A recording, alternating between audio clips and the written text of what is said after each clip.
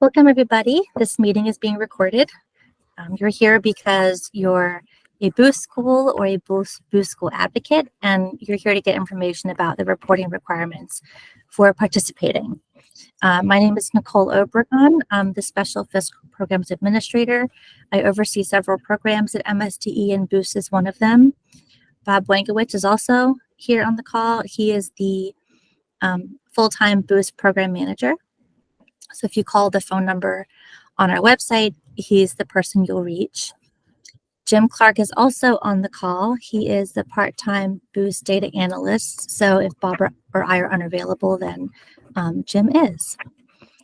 So we're going to go ahead and get started. I'm recording this meeting. I know it's early in the school year for schools. Most haven't even started back yet. But in an effort to get this information out sooner than later, we're holding this early bird session. The same information will be presented in September as well.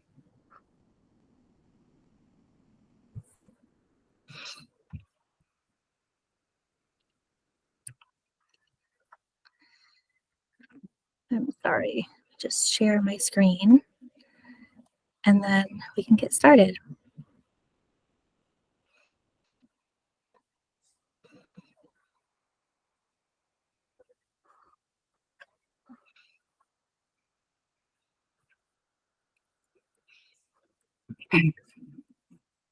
Okay, welcome Boost Schools. We're here to talk about the reporting requirements for the upcoming school year. Here's what I'll go over today. It's going to be a pretty short meeting. I'll provide some updates. I'll go over a timeline of events. We'll touch on reporting requirements, and I'll show you what they'll look like in our submittable platform, and then we'll save time at the end for questions. So some updates. Our Boost webpage is updated on a constant basis. I'm going to show you that right now. And if you can't see the website right now, let me know. You should have it pulled up on your screen too, as I'm sharing. So the Boost Advisory Board did meet. If you'd like to listen to that recorded meeting, it's here. It takes you to this link here, and you can listen to the recording. It was about an hour and a half long meeting. There's also a list of schools that are participating in Boost here as well. There's a timeline here. The recording that's happening right now, recording of this meeting will be shared right under here where it has today's date, August 22nd. So for anyone who missed today's meeting or who doesn't want to wait till the September one, or you just want a refresher, you'll be able to listen to the recording in a couple days. The link to the online application for schools. So for you schools, your portal, the link is here in case you don't have it bookmarked or you forgot how to get to it. It's always linked right here. So that's our Boost webpage. We keep it updated. The Boost Advisory Board met on July 31st. And as I said, the recording is available on the Boost webpage if you want to hear the discussion that was held around the number of applications we received, eligibility, how to determine fund disbursement, priorities, legislation. That meeting was live streamed and it's recorded. We, as you all know, we have a new online vendor this year for our online application. The vendor is, the company is called Submittable. So they're running our parent application and our school application as well. Parents, applications that were declined received those decisions about 2 weeks ago. Some of you may have heard that from parents. So we've been fielding lots of communications and clarifying the decisions that were made by the Boost Board, and that parents are welcome to apply next year. We have not sent out award offers yet. We're still finalizing the award amounts and our final list of siblings who will be offered the award. But those parents did receive an offer notice that they will be offered a Boost award. So right now we are finalizing the award offers and we'll send those out to parents very shortly. So here's a timeline of events that will happen over the next several months. As a reminder, on March 1st this year, we held a customer service session for schools, providing general information about Boost. Between May 11th and June 30th, that was the application window for parents and guardians. Although it closed on June 30th, we did spend about a month and a half, July to August, allowing applicants to cure their applications.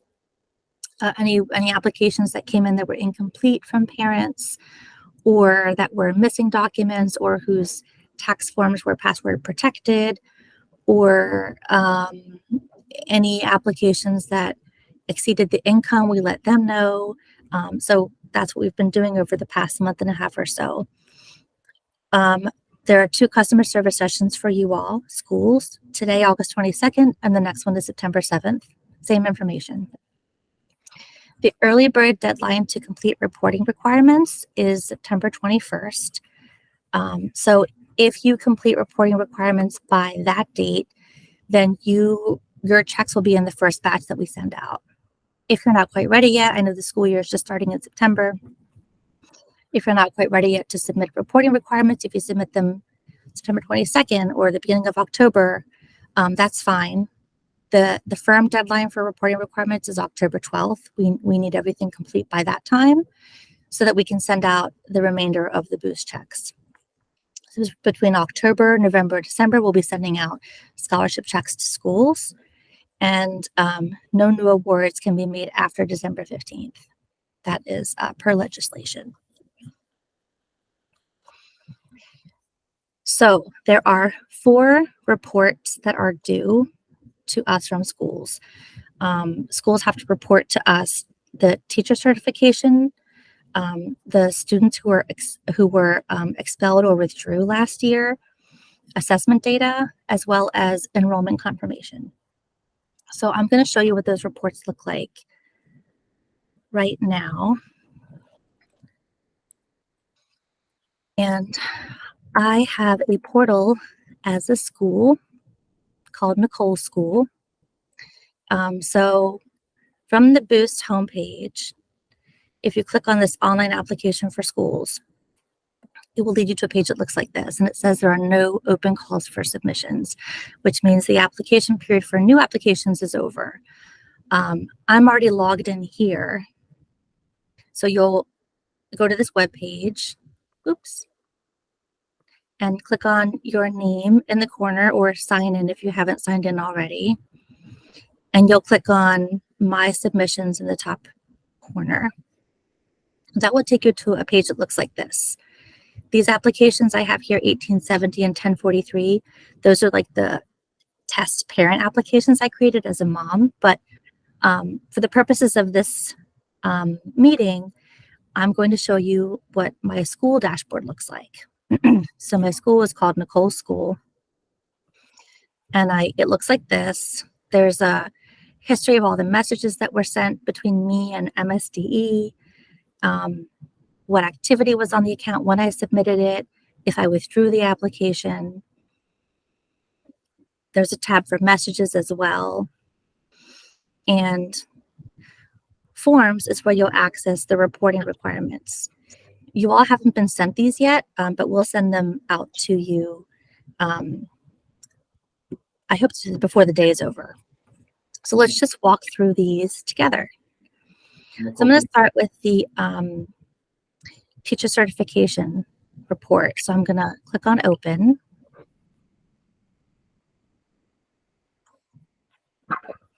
And this states that non-public schools are not required to hire certified teachers, but schools that are in Boost have to report to us how many teachers are certified and not certified in certain content areas at your school.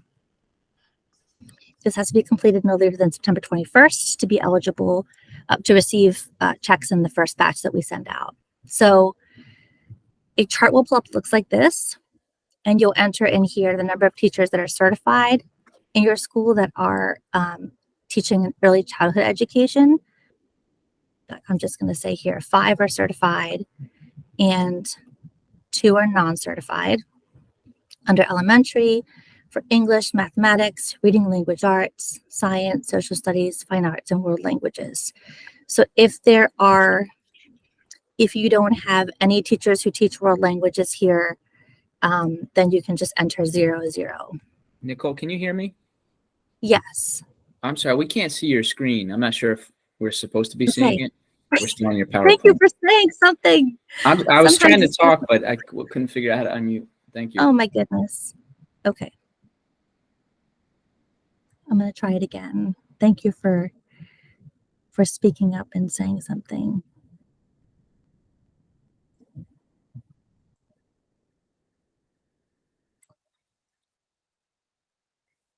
I'm just going to do my entire screen.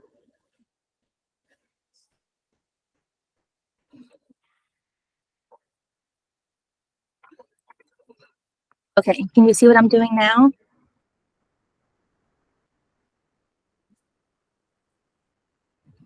Yes. Yes, we can. Yep. Okay, great, thanks. Okay, so from the Boost homepage, I didn't get to this part on screen. You'll access the online application for schools here. If you're already logged in, I already am. Your name will be at the top right-hand corner. So you'll click on that and click on My Submissions. And this will pull up your school's application portal. You'll click on the name of your school. Mine is called Nicole School. And the first tab has all the activity on your account, what you did, what we did, who sent messages to whom, what was completed. The second tab is all messages we've sent back and forth to each other. And the third tab is where all the reporting requirement forms are located. So I've already started this form. The teacher certification form, you can see I started it, but I didn't submit it yet. So I'm just going to click on continue to keep going through that form. If you were in Boost last year, this information is the same. It's just presented in a different format. So here you'll just complete the table with a number of certified teachers and non-certified teachers in each area: early childhood education, elementary, English, math, reading, language arts, science. So if you are a school that doesn't have world languages, or you are an elementary school and you don't departmentalize by math and science and social studies, if you have one teacher that teaches all of those subjects, please don't count them twice. This, of course, would be different for high schools. So once you've completed that information, social studies, because my early childhood education, let's say I have 3 elementary, 2 are certified, fine arts, 1 and 1. Okay, so I'm going to submit that form. It's completed. You'll get this green pop-up that says you've successfully completed the form. And that's what it looks like. So to complete the next form, you'll click on Back to Forms. And here's where you can access the other reporting requirements. So you can see this one says completed because I've already turned it in. So let's look at the withdrawn, expelled students from last year. So this reporting requirement is for schools that had Boost students last year, and some of those students were either withdrawn or were expelled from the school. So the first question asks you, did your school have any Boost recipients last school year? Either yes or no. So if it's yes, were any of these Boost students expelled or withdrawn? If the answer is no, or if you didn't have any Boost students last year, you just click not applicable. But let's just say, for the purposes of this, I did have Boost students, and yes, some of them were expelled or withdrawn. Then a table pops up. And here's where you would enter the names of the students who got Boost last year and who did not complete the school year. So you would enter their name here, John Doe. Were they withdrawn or expelled? He withdrew, so withdrawn. And we're asking how many school days did the student attend your school?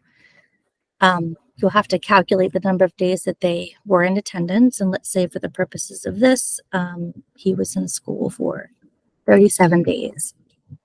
And lastly, we're asking for the reason that he withdrew. So the list of reasons are under this chart. It can either be academic issues, attendance issues, behavioral issues, the household moved, the private school cost was not sustainable for the family, or they didn't have sufficient financial aid. Private school was just not a good fit for the student health related withdrawal, or transportation to the private school was a problem.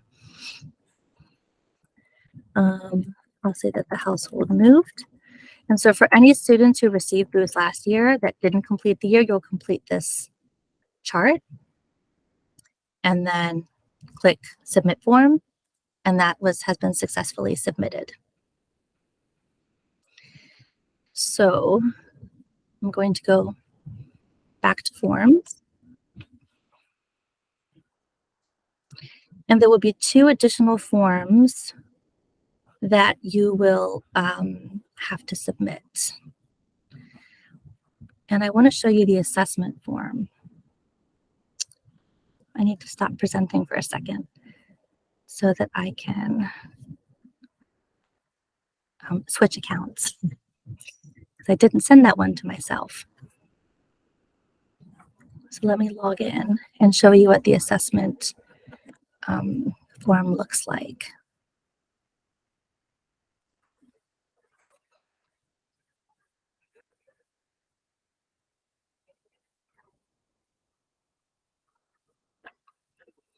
Okay, I'm going to share my screen again.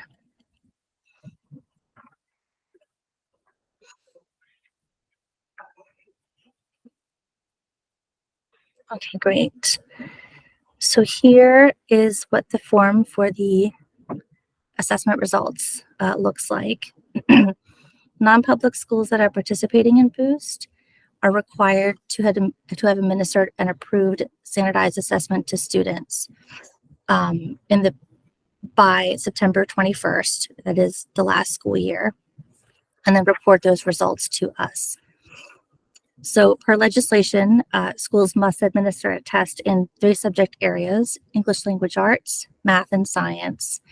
They don't have to be administered to every student in every grade every year, but they are specified in law how often that they have to be administered. So for English language arts and math, that the students have to be tested each year from grades 3 through 8 and then 9 through 12.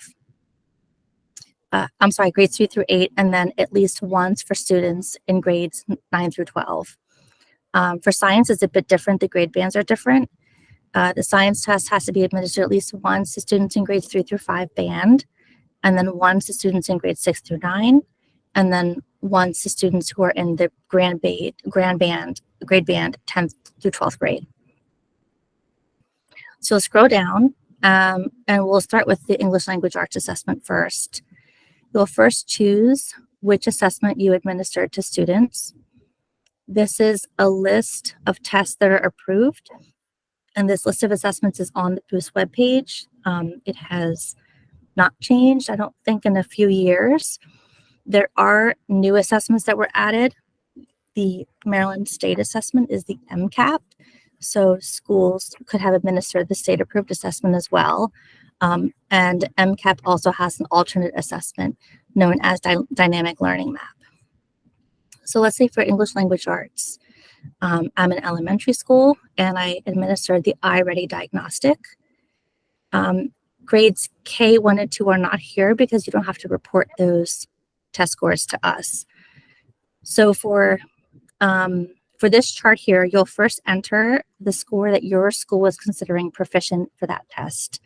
I am not familiar with the scores in iReady, but I'm just going to enter here. Let's say for a 3rd grader to be proficient, they have to have scored a 152 on that test. For a 4th grader, 168. For a 5th grader, 195, for example. Next, you'll fill in how many 3rd grade students how many 3rd grade Boost students were tested last year. Let's say it's 6. And how many of those students tested proficient? I'll say 5. And then the next column asks how many non-boost students were tested. That is students that did not receive a boost scholarship. Oops, let me scroll over. 68 students, and how many non-boost students were tested proficient. And we'll say 58. So you'll continue on this way, providing the assessment scores for the test that you administered. In English language arts, for math as well, it's the same drop-down list and the same enter in the scores for those proficient and number of students. And then the same thing for the science test as well. You'll choose the test and then enter in the scores. Once this is complete, then you'll click submit form, and then that comes to us as being completed. So the last reporting requirement is the enrollment confirmation. And the enrollment confirmation is not quite ready yet because we have not made offers to parents yet. We know who they are. We're still finalizing that list of renewals and their siblings, but we can't send you that enrollment confirmation yet because the parents haven't accepted the awards. But I want to show you a preview of what that will look like when you get it. It will again come to you through the submittable platform as a form, and you'll have to confirm that those students are enrolled at your school. So I'll show you what that looks like.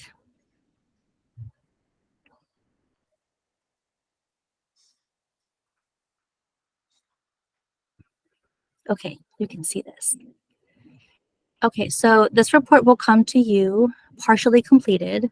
It will have your school name, your school advanced link number, and it will have the first name, last 4 digits of their social security or ITIN number for the student, as well as their grade. This will already be filled in. These are the students who have been offered a boost award at your school and whose parents have accepted the award. So all you have to do is complete the remaining columns so that we can determine, confirm that the student is enrolled there, determine whether or not they will get the additional special ed award, and then determine how much financial aid they're receiving so we know what their final award offer will be. So let's say for the first student, Nicholas Cage, I'll say yes, he is enrolled at my school. Nicholas is receiving special education services. For students that you indicate yes, special education services, you will also be asked to upload documentation that demonstrates that student's disability and that they are receiving services at your school. If you can confirm that, then that student will receive the additional special education boost award. If you indicate that no, that student is not getting special ed, then they will not get that award. Please pay particular attention to this.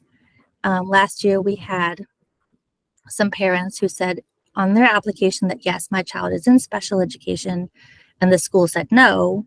The parent thought they were going to get the award, and they did not. So please pay particular attention to whether you're checking yes or no for this. So I'll indicate yes. It asks, did the student attend your school last year? Yes, Nicholas Cage did. And then the remaining columns asks about the tuition. So the first question is, what is their base annual tuition before any discounts at all? And we understand that it might be different per grade level or for high school. So Nicholas is in kindergarten. So the base tuition at my school is $9,500 per year. Next question asks, how much need-based aid will the student receive from your school in the upcoming year? My school is offering a sliding tuition scale, so we're giving them $1,000 off of their annual tuition.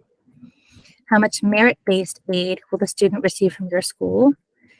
The student is an excellent reader, passed tests with flying colors, and so I'll say he gets an additional award of $250.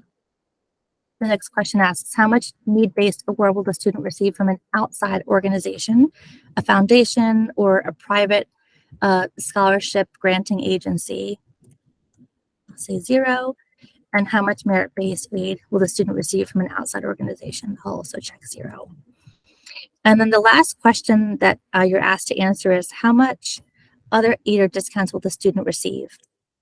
If your school offers a discount for being a member of the parish, or a child of an employee, or if they receive a sibling discount because the family has multiple children at your school, you'll enter that amount here. Let's just say it's $1,000 total. So column P is already calculated for you. The total non-boost aid that this student will receive is $2,250. So that is taken off of the base annual tuition. And column Q is already filled out. The annual tuition that the family is responsible for paying over the course of the year is $7,250. This is important for us to know because the amount of the boost award, the amount of the boost check that we send to the school for that child can't exceed what the family is responsible for. So if the child will ultimately receive, is eligible for a scholarship award in the amount of $10,000, they can only get as much as the family is responsible for paying for. So their award would be reduced to $7,250.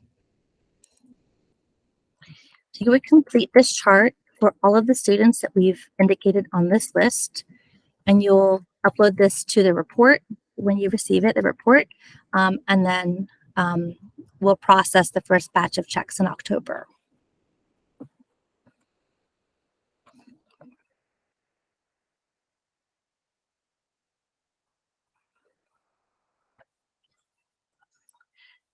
I think I've gone through all the reporting requirements. Here's additional contact information for Bob, Jim, and myself if you have any questions. Your best bet is probably to send an email or send us a message through your application because all 3 of us are in there responding to messages. You can call Bob or Jim or me as well. So I'd like to open it up now for any questions.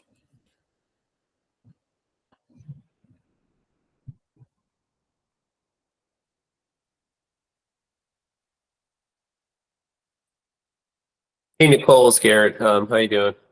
Hi. Just quick question. Were you going to have other ones of these? Because I can't remember if they were listed or not. But most of the teachers have teacher training and public professional development sort of stuff going on this week. They just went back yesterday, and the kids are coming on Monday. So just questioning that. Yeah, of course. This is like an early bird session. I didn't anticipate many schools would be available right now, but for people who are ready to go, this is going to be recorded and posted on the website as well. There is a session on September 7th. It's the same information. Okay, thanks. Sure.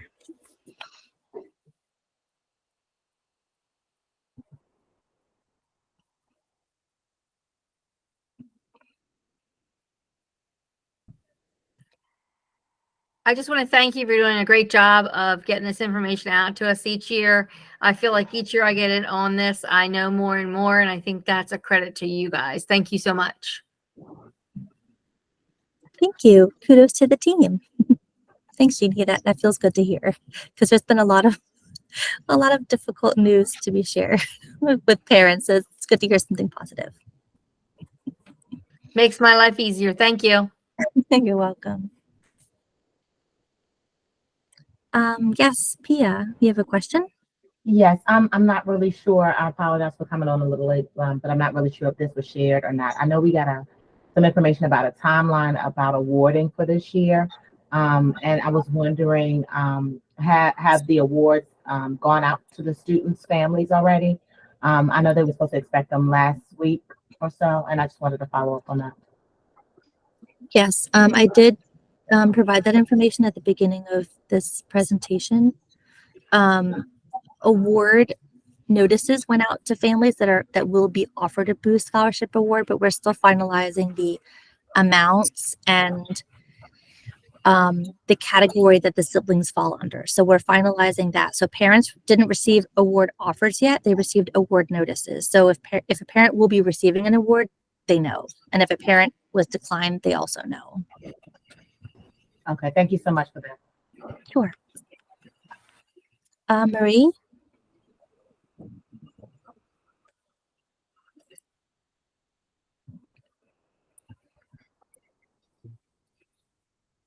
I'm sorry. Thank you for this opportunity to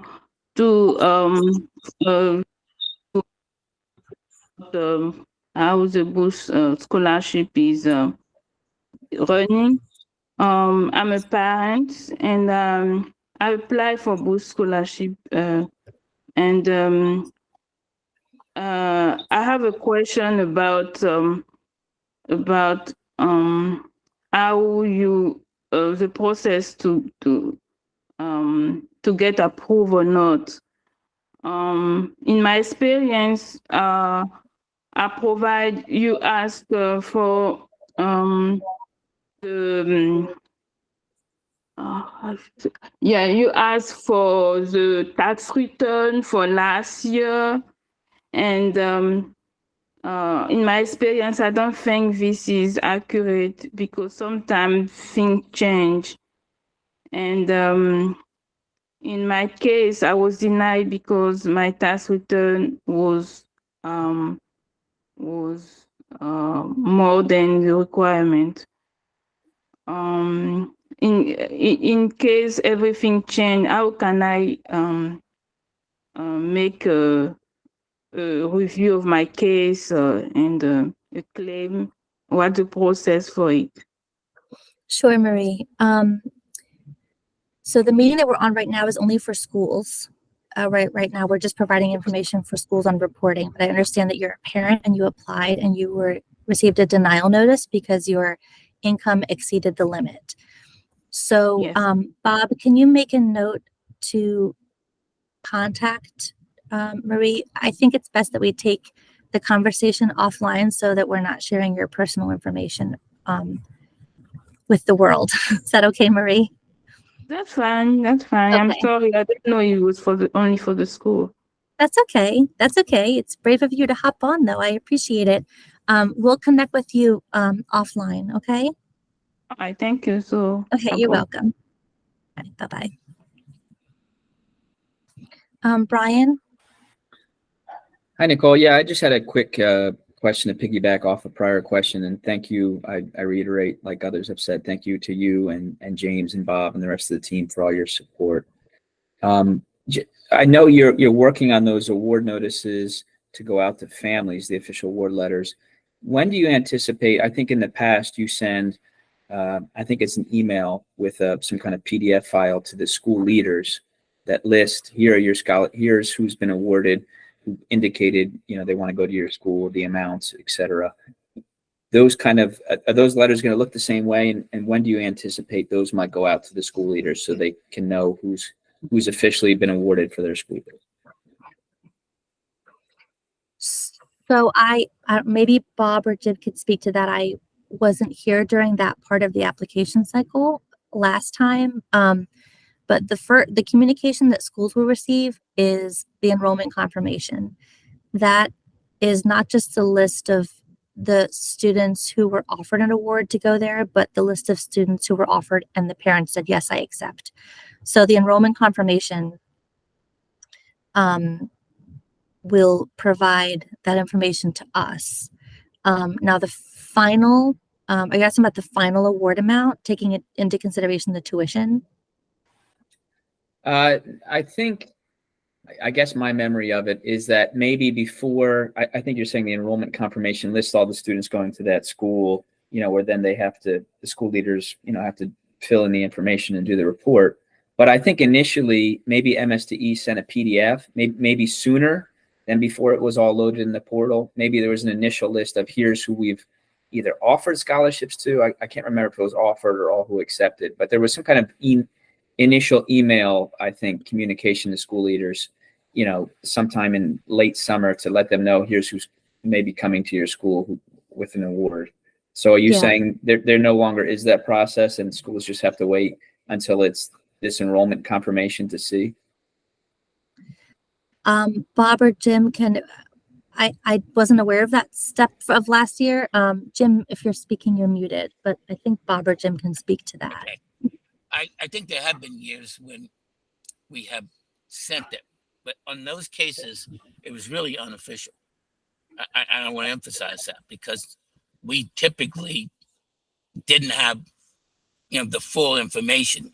I think it's particularly hard this year because you have so many applications that are that were declined, because basically didn't have enough money except for the renewals. So I'm not sure that it would be.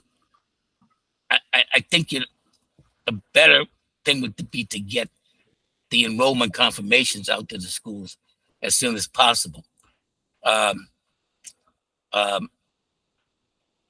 not sure that sending it out at this late date would be that effective for you. I really don't.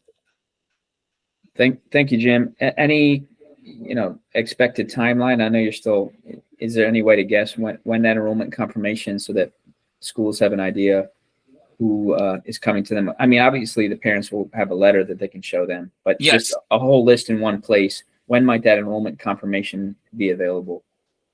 I certainly hope they'll be available. I mean, I hate to use the word soon, but soon and very Okay. soon. But we do have to get the acceptance from the parents. As Nicole said, the parents who have been told their kids are going to get an award have been sent not an award letter, but a notice. They do know that. But the big thing now, I think, is to get the acceptances and get that actual enrollment list to you. I mean, obviously we need it quickly, within the month of September, so you can go through it and very quickly. But I think that's where we're going to spend most of our efforts. I think just sending a letter that's unofficial at this point, I don't know that would be very effective. Okay, thank you. Mhm. Hey, Jim and Nicole, it's Sharon Tornator. Real quick, the letter that the parents have already received, does it indicate an amount for them? Or is it just a notification that they did receive some sort Just of a award? notice. It's just a notice. There's no award amounts on there. yet. Okay, thank you.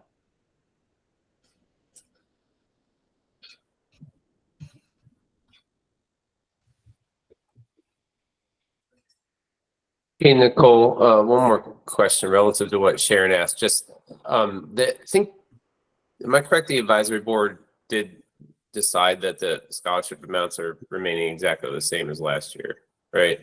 So I suppose theoretically, unbinding, like Sharon and everybody else who'd be advising other schools, we could tell the schools that they can give an idea, to the parents technically of what they might get based on the category of free and reduced and public or non-public.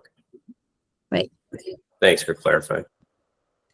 There, as you note, there is some variation. So if a family was if their income earned them to qualify for free meals last year, but this year they only qualify for reduced price meals, then the award will decrease.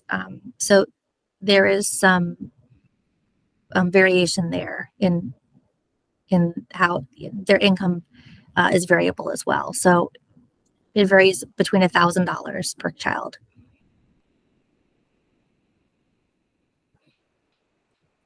Thanks. Sure.